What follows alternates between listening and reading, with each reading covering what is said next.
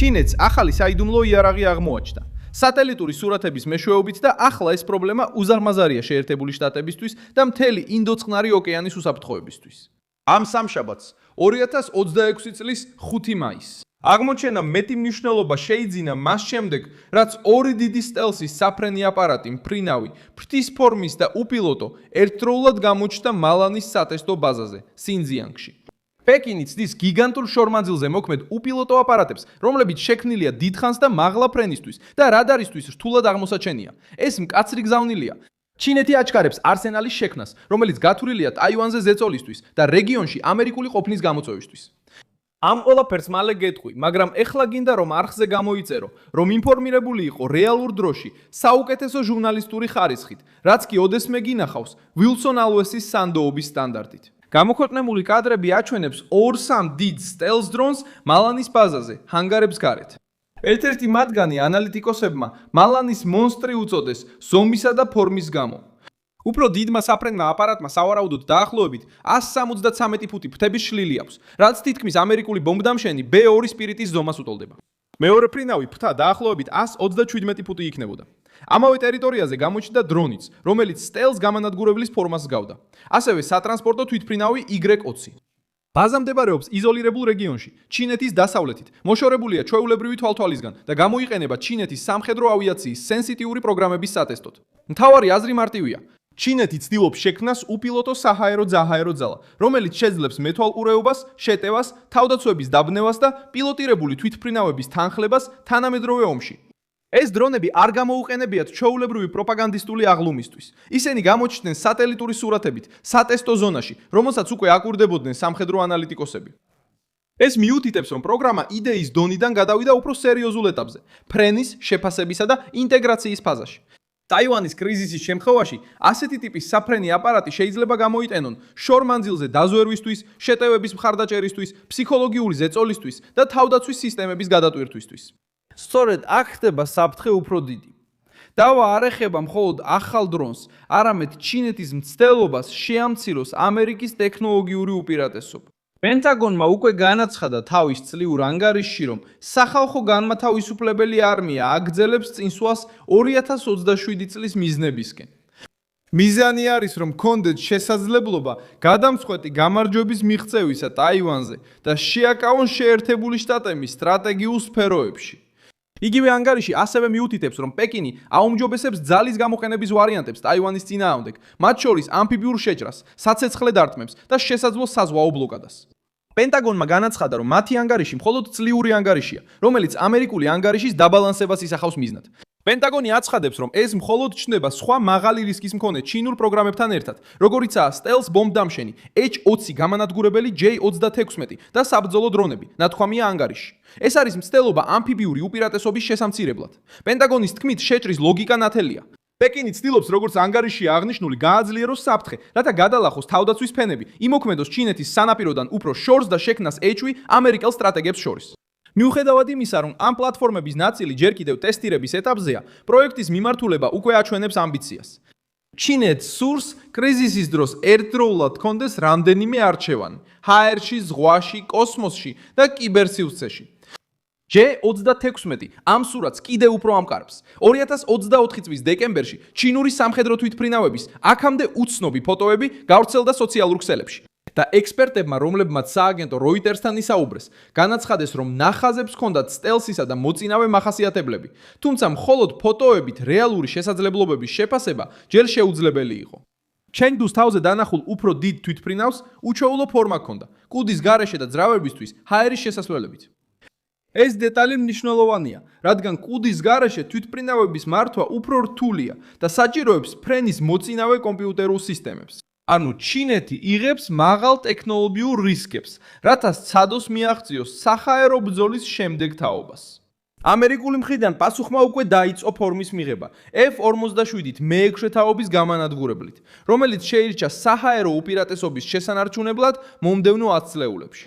შეერთებული შტატების საჰაერო ძალებმა 2025 წლის მარტში გამოაცხადეს, რომ ბოინგმა მიიღო NGAD პროგრამის განვითარების კონტრაქტი, რომელიც წარდგენილია როგორც პირველი მე-6 თაობის ამერიკული გამანადგურებელი.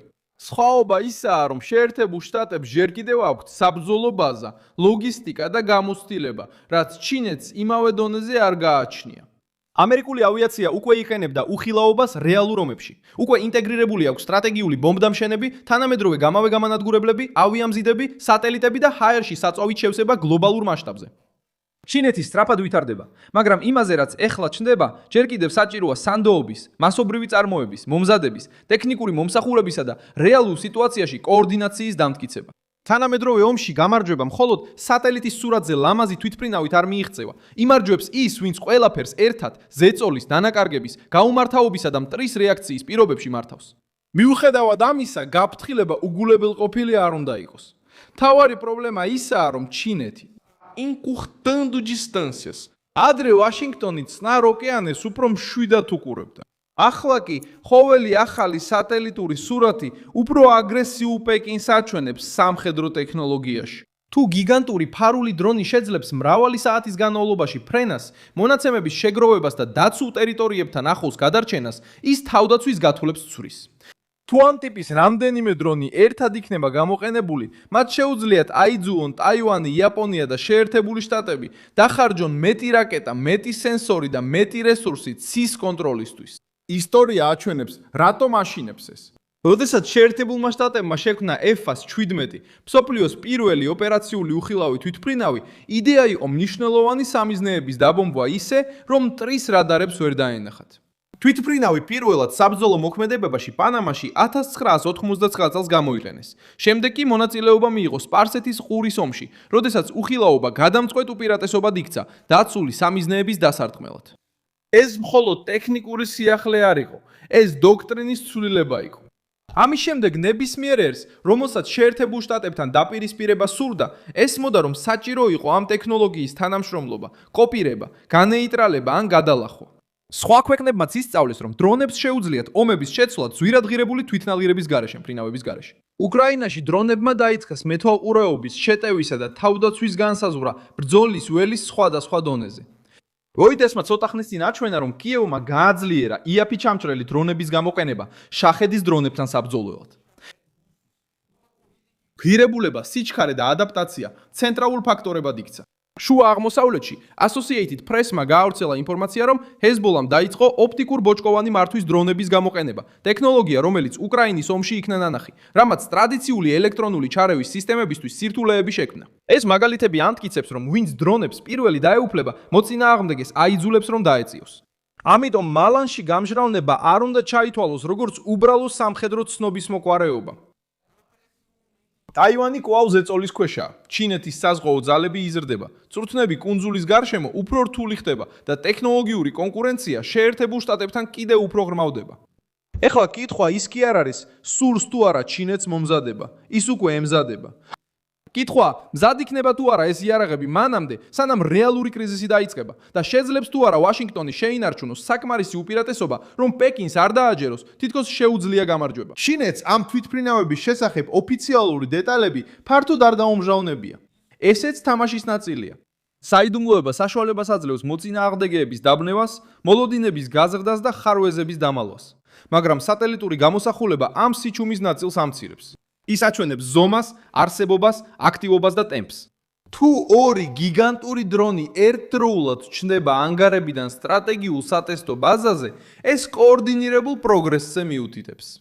ეს არ არის მტკიცებულება იმისა, რომ იარაღი უკვე ოპერაციულ მდგომარეობაშია, მაგრამ ეს არის მტკიცებულება იმისა, რომ პროექტი ფიზიკურ ფორმაში არსებობს, ტესტირებას გადის და დაუყოვნებლივ ყურადღებას იმსახურებს.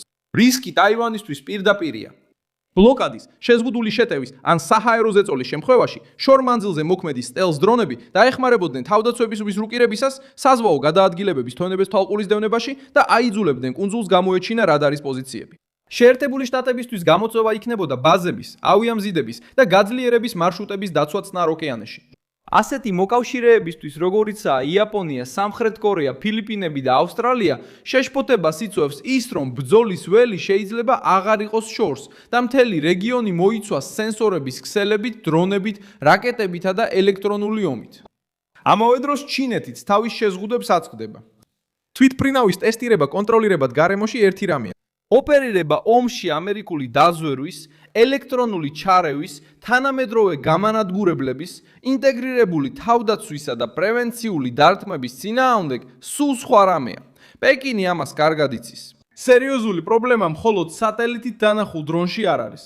პრობლემა იმაშია, რომ ჩინეთი მუდმივად ტესტავს, მალავს, წინ მიდის და ემზადება ტაივანში შესაძლო კრიზისისთვის. ამ დროს შეერთებულმა შტატებმა სწრაფად უნდა უპასუხოს, რათა შეინარჩუნოს უპირატესობა, რომელიც ყოველთვის უზრუნველყოფდა მის ძალას წყნარ ოკეანეში. მე ვარ მილსონ ალვესი, საერთაშორისო ურთიერთობების სპეციალისტი და ჩემი მიზანია ყოველდღე მოგაწოდოს სანდო ინფორმაცია. ახალი ამბების ბულები ვიდეოს აღწერაშია. დაუტოვე ლაიქი ამ ვიდეოს, გამოიწერე არხი და ბოლოს გადახედე კომენტარებს, რომ კიდევ უფრო მეტად ჩაერთო მილსონ ალვესის საზოგადოებაში.